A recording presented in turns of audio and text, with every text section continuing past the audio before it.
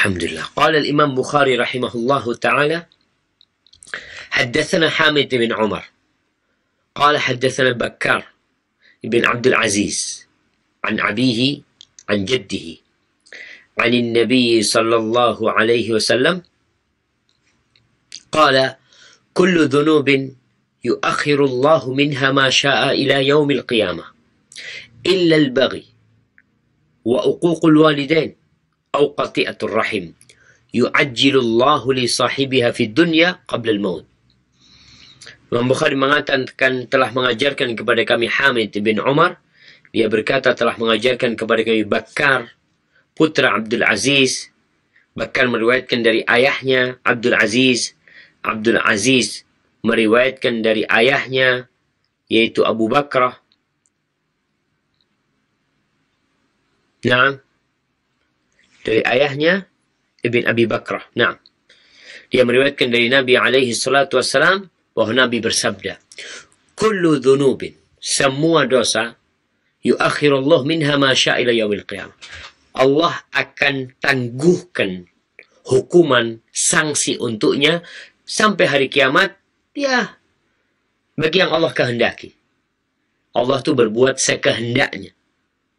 La yus'alu amma yaf'al wa hum yus'alun. Allah itu fa'alun lima yurid. Dia mau berbuat apa, dialah pencipta. Dialah yang memiliki, dialah yang mengurusin, dialah Rabbul Alamin. Jadi semua dosa Allah tangguhkan balasan dan hukumannya itu sampai hari kiamat. Ya terserah Allah Subhanahu wa ta'ala, kecuali ada dosa-dosa yang Allah telah menetapkan hukumannya di dunia. Plus di akhirat. Karena ada hukuman yang diberikan di dunia, di akhirat udah selesai. Karena sudah dihukum di dunia, berarti udah dihapuskan dosanya. Tapi untuk yang dosa ini, di dunia dihukum, di akhirat ditambahin. Kok bisa seperti itu? Ini menandakan besarnya dosa yang dilakukan. Yang pertama adalah al-baghi, kezaliman. Allah sudah tetapkan, jangan menzalimin orang. Kecil besar, biasanya orang-orang kuat menzalimin orang yang lemah. Biasanya orang-orang besar menzalimi orang yang kecil. Biasanya orang-orang kaya menzalimin orang miskin. Biasanya. Tapi belum tentu. Maka tolong. Sebagian melakukan kezaliman dalam urusan harta. Dengan harapan dia hidup bahagia. Tidak akan pernah bahagia seorang yang melakukan kezaliman. Karena Rasulullah SAW udah jelasin akan dihukum di dunia. Yang kedua, wa uququl walidain, durhaka kepada orang tua. Nih, buat teman-teman yang masih punya orang tua hidup. Ingat, keridhaan Allah berada di keridhaan orang tua. Orang tua antum ridha, silahkan berbahagia. Yang masih hidup orang tuanya, ilzam rijlaha, fa innal jannata tham. Jangan jauh-jauh dari orang tuamu. Tinggal dekat orang tuamu. Kumpul bersamanya. Disitulah ada surga. Kalau ada yang durhaka sama orang tuanya, dan kedurhakaan ini bertingkat-tingkat. Ada yang sampai memukul orang tuanya. Ada yang tidak memukul orang tuanya, tapi mencela orang tuanya. Ada yang tidak berbagi rezeki sama orang tuanya. Ada yang hanya mengatakan, itu pun termasuk kedurhakaan. Ada yang kok bicara kasar sama orang tuanya. Maka tunggu saatnya. Kau tidak akan mati, insya Allah. Kecuali sudah mendapatkan hukuman atas apa yang kau kerjakan. Plus, ingat hukumannya tidak akhirnya meringankan hukumanmu di akhirat. Tapi hukumannya double. Di dunia plus di akhirat. Kalau orang tuamu masih ada, saatnya minta maaf kepada keduanya. Au qati'atur rahim, atau memutuskan silaturahim. Kita lihat kakak beradik tidak bertegur sapa. Gara-gara apa? Harta. Paman dan keponakan tidak menyapa. Gara-gara apa? Harta. Jemaah, kita hidup di negeri yang terkutuk. Kita hidup di dunia. Dunia ini terkutuk. Bukan tempat untuk bersenang-senang. Kita harus segera berusaha sekuat tenaga untuk meninggalkan tempat terkutuk ini. Kata Rasulullah sallallahu alaihi wasallam, "Ad-dunya mal'unah." Dunia ini terkutuk. Terlaknat. Mal'unun ma fiha. Yang di dalamnya semua terkutuk. Illa dzikrullah wa ma wala. Kecuali mengingat Allah. Dan ketaatan kepada Allah.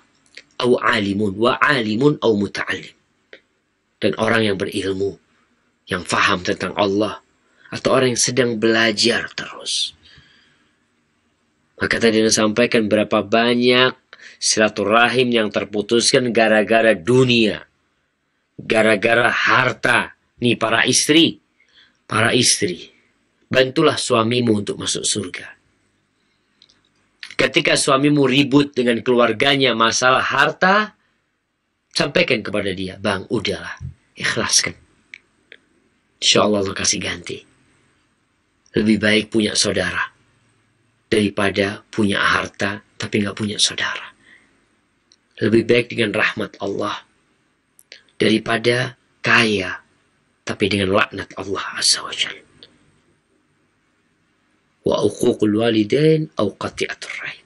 Yu'ajjilu li sahibiha fid dunya qabla al-maut." Allah akan menyegerakan sanksi buat dia di dunia sebelum mati.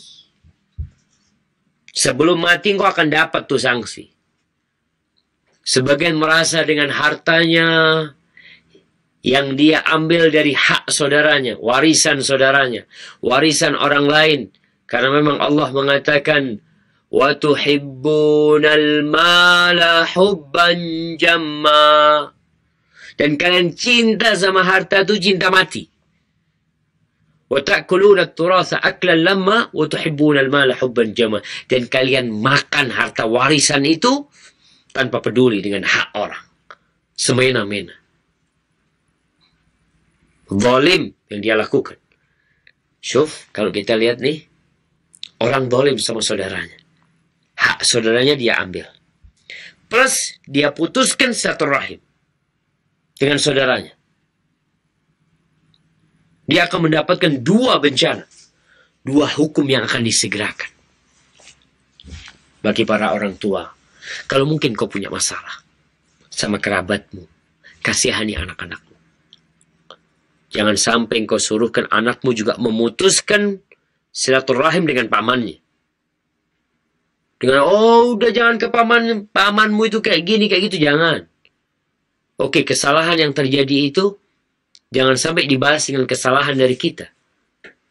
Karena kalau enggak, yang memutuskan silaturahim tidak masuk surga, dan kita akan mendapatkan azab di dunia sebelum mati kita.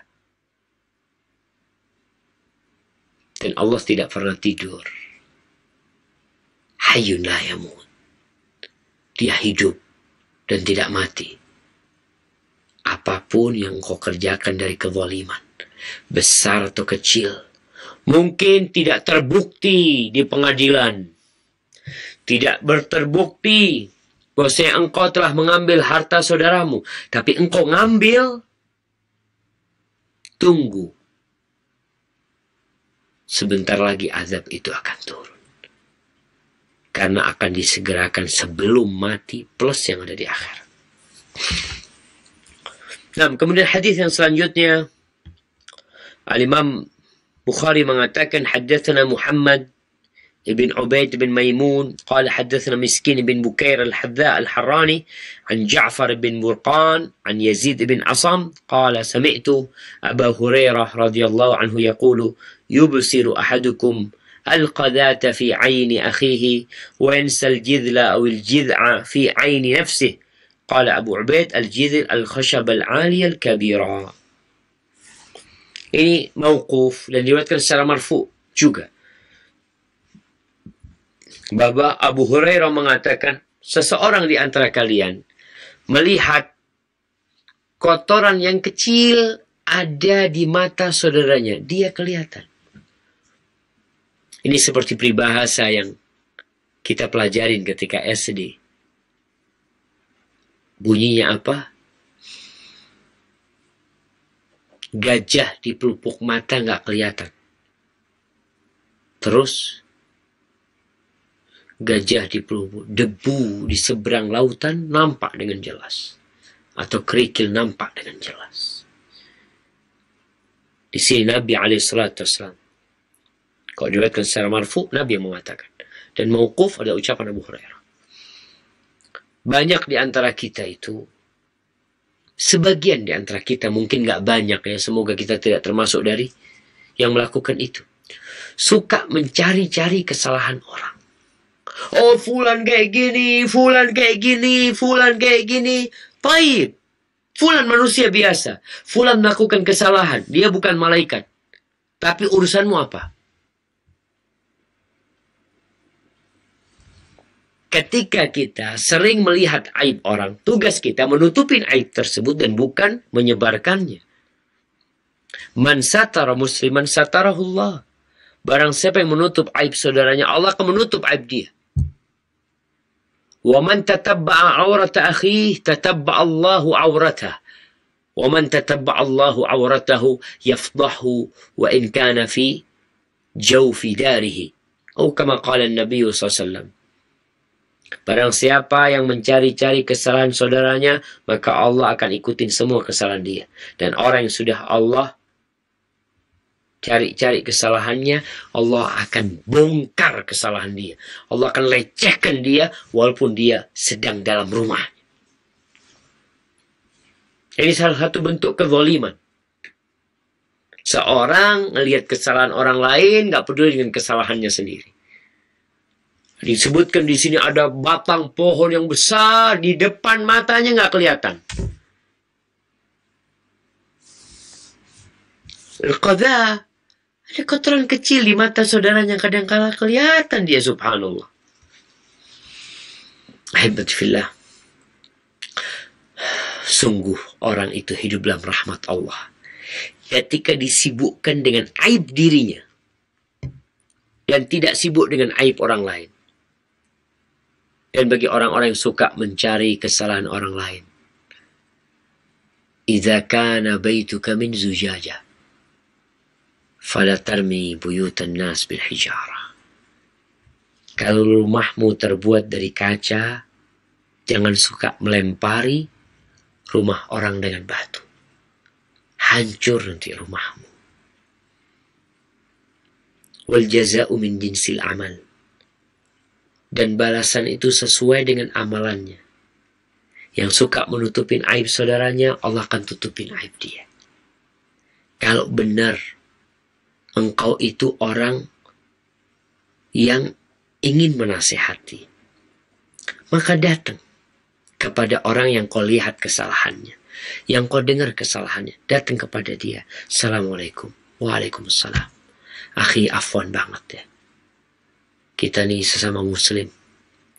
Kita harus saling menasehatin. Ana dapat informasi seperti ini. Apa benar? Kalau dia kata, iya benar. Lalu kita kasih nasihat. Nggak perlu kita berkoar-koar menceritakan kepada orang lain. Tujuan kita ngasih nasihat dia lah. Kalau memang kesalahan itu bukan kesalahan yang sudah diketahui orang. Kalaupun sudah diketahui orang, kita kasih nasihat dia juga sembunyi-sembunyi. Kalau engkau memang ingin kebaikan.